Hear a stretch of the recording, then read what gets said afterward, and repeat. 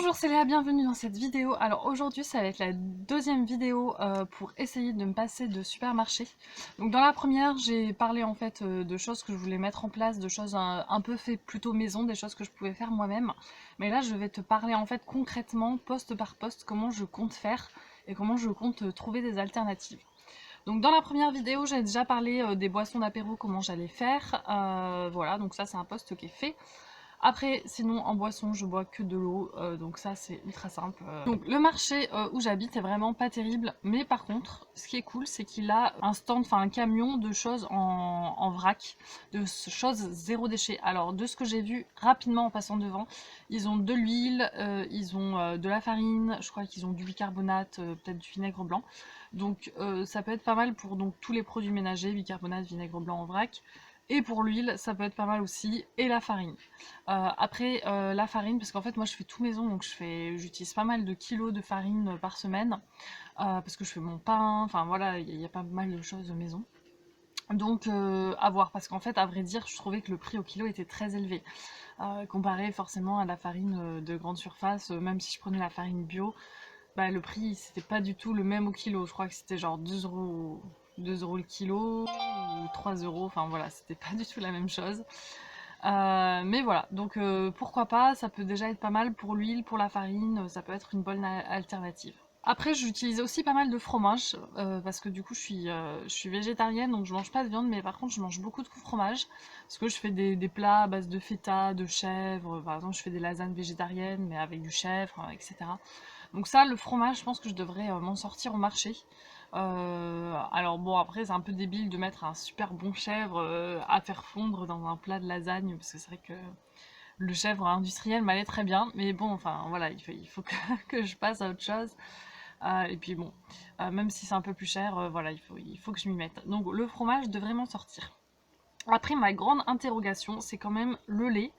Alors le lait, j'en prends pas énormément, mais je fais quand même des crêpes assez souvent et j'aime bien de temps en temps me faire un bon petit chocolat chaud. Et puis moi, le chocolat chaud, c'est je fais du vrai lait et je fais fondre du vrai chocolat, donc c'est trop bon.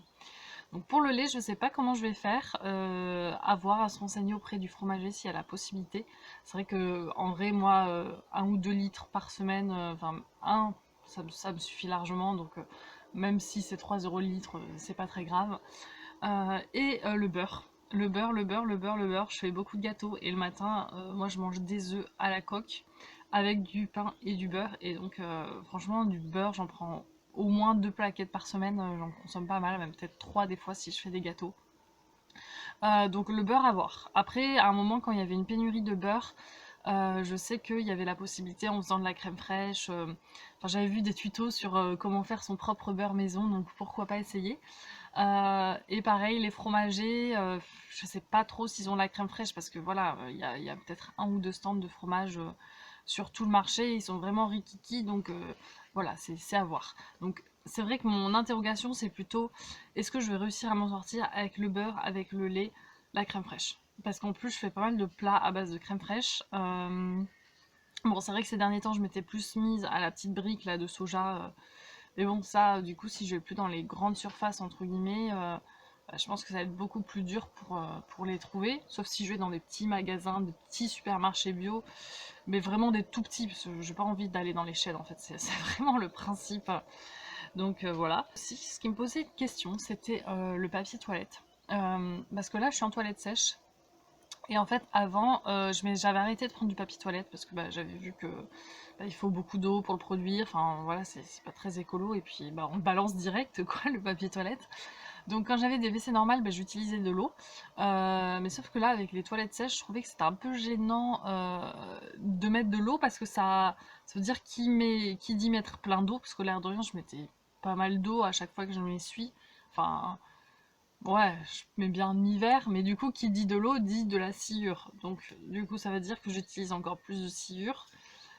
Alors, à voir. Mais je pense que je vais tester le papier toilette lavable. Voilà, je vais tester ça. À voir si niveau odeur. Après, je sais qu'il y a plein de pays qui font ça. Enfin, par exemple, quand j'ai voyagé, je sais pas, en Italie, en Grèce, même peut-être en Espagne, au Portugal, enfin, il y a plein de pays où il faut pas jeter le papier toilette dans la cuvette et il y a toujours une poubelle hermétique où on jette dedans.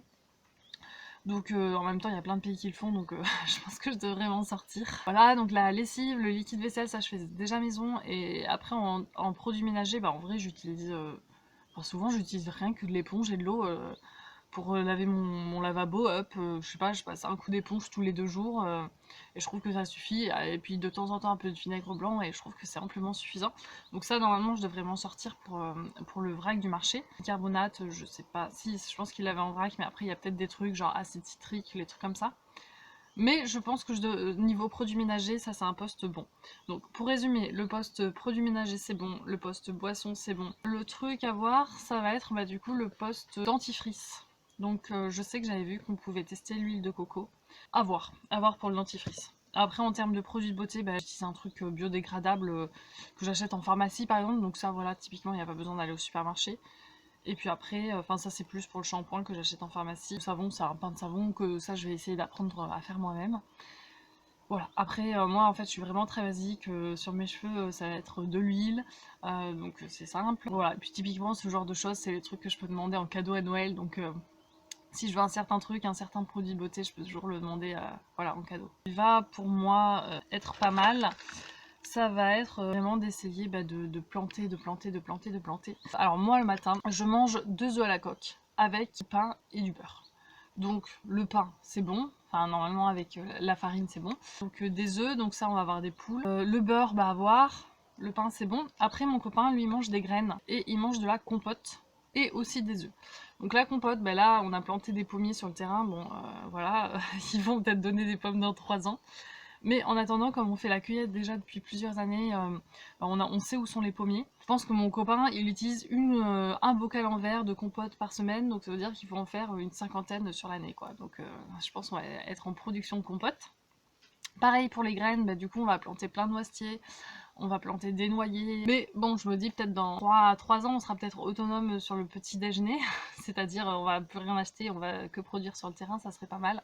Donc voilà, donc le principe c'est vraiment, ça serait trop bien si on pouvait être autonome en noisettes, en noix, voilà, tout ce qui est graines, tout ce qui est fruits, si on pouvait vraiment être autonome pour faire du coup des conserves pour l'hiver, des compotes, des trucs comme ça. Concernant les féculents aussi, c'est quand même un poste assez important. Alors en fait moi je suis plus patates, j'adore les patates. En plus je me suis toujours dit les patates c'est encore plus naturel que les pâtes par exemple. Pas niveau patates, ça c'est pas mal. En fait ma grand-mère ça fait des années qu'elle achète toutes ses patates à une productrice de patates. Je me dis pour les pâtes je peux très bien m'en sortir à essayer de me les faire toutes moi-même en faisant de la pâte. Après le riz, là il y a par exemple il y a mon copain qui allait dans un magasin asiatique, il a acheté un sac de 30 kilos de riz et voilà, donc c'est très simple. Donc ça je me dis pour le riz pas de souci, voilà un petit magasin asiatique, ils ont toujours des gros sacs de riz. Et puis les patates fournies par ma grand-mère, et puis les pâtes je vais essayer de les faire moi-même. Voilà, donc ça, sur ce poste féculent, je vais m'en sortir. Après, je voulais acheter, pourquoi pas, pourquoi pas faire un peu de stock. Par exemple, les lames de rasoir, pourquoi pas, sur certains trucs, faire un peu des stocks. Parce que là, en fait, ce que je vais commencer à faire, c'est vraiment compter les fois où je vais au supermarché, quand je vais à la grande surface, les compter, tout simplement. Donc, si par exemple, j'arrive à m'en sortir une fois par mois, ou une fois tous les 2 mois, voilà, enfin du coup je me dis même une fois par an, ça serait l'idéal, ou même 0 fois par an. Donc pourquoi pas faire un peu de stock sur certains trucs. Bon, au final c'est un peu triché hein, de faire des stocks, mais why not, faire comme ça pour des petites trucs que tu peux pas trouver ailleurs. Bien sûr, donc ça aide vraiment de faire le potager à fond et puis aussi faire des conserves. Donc comme je vous ai dit, je voulais qu'on fasse de la compote de pommes. Et moi, en fait, la seule conserve que j'achète au supermarché, donc pour vous dire que j'achète pas de conserve, c'est la conserve de ratatouille. Après, le seul truc peut-être qui va poser problème, c'est le sucre. Je fais des gâteaux, j'utilise du sucre. C'était toutes mes astuces, donc la vidéo est un peu longue. Mais voilà, en fait, j'ai vraiment réfléchi poste par poste, par poste, par poste, qu'est-ce que je peux faire, quelles sont les solutions, et voilà. Donc, n'hésite pas si tu as des conseils à me donner d'ailleurs. Et puis toi, n'hésite pas, en fonction de toi, ce que tu consommes, parce que voilà, moi c'est en fonction de ce que moi je consomme, donc on est un peu tous différents. Mais voilà, et puis si toi aussi t'as envie un peu d'éviter le supermarché, d'éviter tout ça, n'hésite pas à le dire dans les commentaires. Voilà, c'était Léa, salut!